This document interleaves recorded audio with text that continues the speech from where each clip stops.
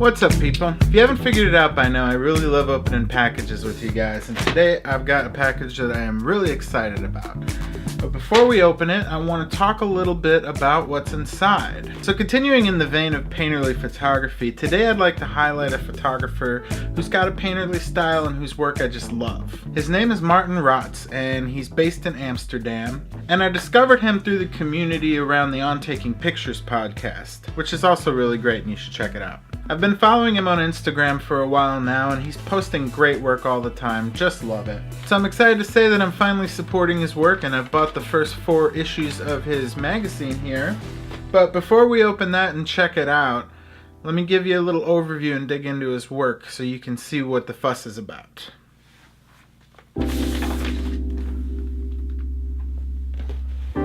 Alright, so in keeping with this series on painterly photographers, I'm going to focus on 4 aspects of Maarten's work that I find have that painterly aesthetic that I love so much. The first one is a strong expression of intent, in his case through abstraction. We'll dig into each of these a little bit more. The second one is the use of painterly colors and textures. The third one is the perfection of composition into sort of a graphic form. And the fourth one is the commitment to a style and the limitations that come with that. So just to start things off, let's take a look through his Instagram and just talk a little bit about his style. What I really love is the way that he takes these rather mundane scenes on the face of it and pulls out sort of a layered, surreal quality from them. There are usually 2 or 3 intersecting layers, and they always stack up in just the perfect way. As you can see, his compositions are very stark and graphic. His work's very textural, subdued colors. I would easily and comfortably fit him in with the work of Mark Rothko or some of the abstract expressionists of that day, but with a very modern twist. Alright, so the first of the 4 values that I see strongly in his work is a clear expression of intent. I talked about this a bit in the previous videos if you want to go back and see what I mean by that. Basically, one of the things that elevates a photograph to the level of a painting is a lot of clear, intentional decision making on the part of the artist. And Maarten uses his photography to relate to the world his sort of playful vision of things. He describes it as preserving the surreal beauty that he experiences when he encounters a situation. So as you can see in these compositions, there isn't much in the way of a happy accident happening here. He really has taken his time and worked the scenes to get everything to line up in just the perfect way. If you've ever attempted work like this and getting everything to align just right, it's not as easy as it might seem on the surface. Now, pulling the abstract out of street photography is not necessarily new, but one thing that I think Maarten brings to the table that's really unique is this layered approach. Through the use of reflections and layers of overlapping textures, he really creates a sense of depth and wonder. I feel as a viewer when I'm exploring his work that I'm almost right there with him. The process of discovery that is required to create work like this is ultimately conveyed in the work itself as a viewer, because as you look deeper and deeper into it, you discover more and more going on in each photo. And so I feel this is a great expression of intent because he's sharing something of his own experience through his work in a very tangible way. And whether you come to the same conclusions or not, you're mentally put through the same process that he went through. And I just find that fascinating. The second aspect that I wanted to talk about that makes his work painterly is a reliance on actual paint-like textures and colors and forms. Let's dig into that a little bit. Here you can see it's a very restricted palette with just these creams and these reds. The paint on these buildings here is very thick and it's built up over time, and so that translates through the photo and almost gives it the quality of being paint itself. On the technical side of things, he's also paid attention to a good time of day and angle for this sort of thing.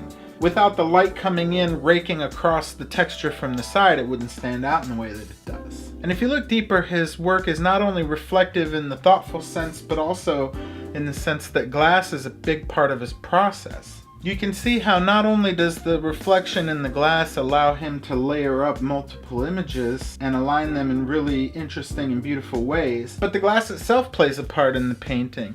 The reflections by nature flatten the scene down and make it feel like you're looking at a canvas. It abstracts the images through the layering. It's a little hard at first to tell exactly what you're looking at. Reflections of things are often softened and blurred by the glass. The glass isn't a sharp lens that you're generally looking through. It's going to bring a softness that reflects the blending that you would find in perhaps like an oil painting. And quite often in the work you'll see the glass brings a texture of its own that has a bit of a painterly quality to it. Perhaps it's not clean and the spottiness or smudges on the glass resemble paint splatters or paint strokes. Sometimes drips of water, whether wet or dry on the glass, bring a liquid quality that reminds you of paint. Or like in this case with the spattering on the glass. And whether it be glass or another reflective surface, often the surface itself has a texture to it that adds to the feeling, giving it almost an impressionistic look. So the third aspect that I love in Maarten's work that gives it that feeling of a painting is this perfection of the composition, in his case into a very graphic form. You can see the way that he plays with intersections of shadow and light and shape and edges, often taking very complicated forms and pulling them together in a way that can seem a little mind-boggling, honestly. Here, for example, you see the strong verticals with the diagonals crossing along across the bottom, or the zigzag of forms here. Some of his compositions are very simple, yet still impactful, and other times they're a little bit more complex. But one thing that remains a constant in both is the attention paid to making everything work together as a cohesive whole. Now, the last thing that I love and that inspires me about Maarten's work is his commitment to themes and limitations. This is a recurring theme that I've seen among a lot of my favorite photographers. And if you think about the art world in general, you can usually think of a certain artist and immediately bring to mind their style, their subject matter, their medium. Very few artists made it the way that, say, Pablo Picasso or Miles Davis did, where they touched all of these genres throughout their lives. Most of the artists that we know are recognizable for a consistent style. And even those that do cross from style to style, they still commit themselves wholly to one at a time, and we look back over them and think about their different periods. Alright, so let's open this package up and I'll show you what I mean. I have been dying to dig into this one.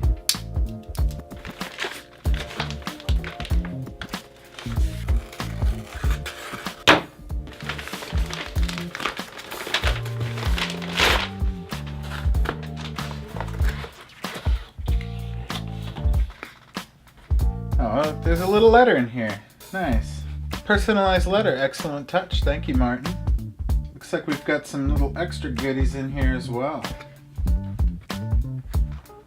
Some beautiful business cards. This little addendum magazine. I'm not sure what these are, but it's a great little spread on Maarten here.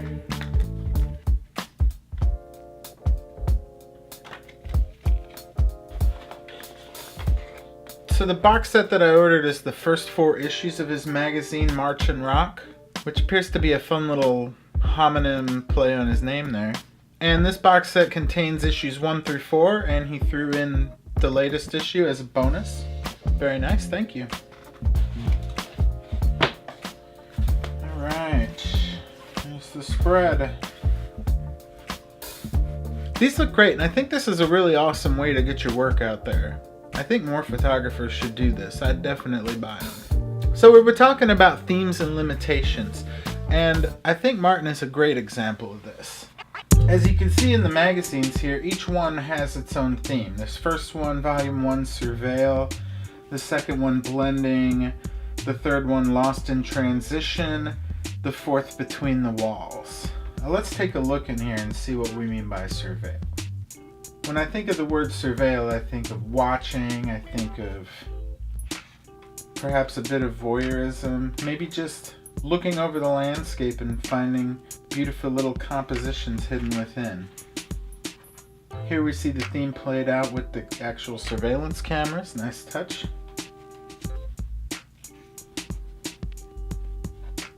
This one has a bit of a voyeuristic quality to it. And I think overall the theme of Surveil here shows a lot in the way of his attention to detail. Yeah, this one's fun. Volume 2 here we have the theme of blending. Tell by the cover, we've got quite a stack of different reflections going on here, different planes blending together into one. Here's a great example when I was talking about using the weathered, worn dirtiness of the glass as an element in the work itself. I think that's done beautifully here. Just these beautiful impressionistic qualities, almost like brushstrokes. These are just beautiful. I also wanted to talk about limitation. Themes will limit you to conceptual ideas, but Maarten takes this a step further. And in a lot of his work, what he will do is he will confine himself for a set period of time to a set place. He had a series called Sighting that I was reading about where he would choose one neighborhood. He would try to get as many great photographs as he could within a 1 kilometer radius by wandering the neighborhood and looking for work, and he gave himself a 1-week timeline. While all the other variables might pass by, the weather, the time of day that he made it out there, these limitations are where creativity really thrives. I know that's sort of a cliche to say art thrives in limitation, but it's so true. If you try to be everything to everyone, if you try to do everything, you don't get very far. And Maarten's an excellent example of honing in and going deeper on a subject rather than going wider and trying to include everything. Especially if you take a look back at his work from just a few years ago and watch it progress to today, you'll see this process of editing and refinement and limiting has been slowly unfolding, and now he has a style that is recognizable and all his own. I'm just going to flip through these last few. I think that we've made the point, and I really recommend that you just go out and grab a little bit of his work, or at least follow him on Instagram.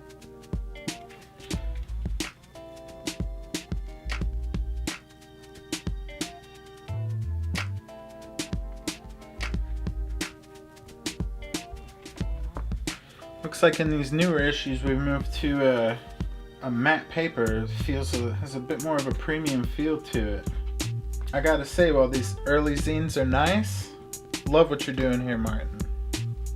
Here we see more examples of almost the abstract expressionist style composition, limited colors, just beautiful lines, composition. It has a little bit of a complexity crossed with a simplicity. I don't really know a better way to put that. I love the way that his work just invites you in. I could just get lost staring at some of these. Very subdued palette of colors, also very painterly. And you can see how his work has become more focused and more abstract over time. This latest issue is issue number 8. This box set was issue 1 through 4. This is from 2017. He puts one out every quarter, so every 3 months. And this beginning issue was from 2014. I love this piece.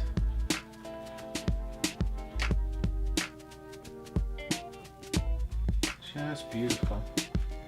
Kudos to you, Maarten. Excellent work. So some of the things that really inspire me about Maarten's work that I'd love to bring into my own work as much as possible are, as I mentioned, the editing process, the way that he's editing his themes and his style down over time, going deeper and deeper into this abstract painterly look at the exclusion of trying out every other new trick in the book. I have a lot of respect for that. The way that he finds a simplicity and an order amidst complexity and chaos. I've read a few interviews with Maarten, and his approach is to enter a scene and then to try different angles and different positions and focusing in different ways. until he can find that one beautiful composition hidden within all of the chaos.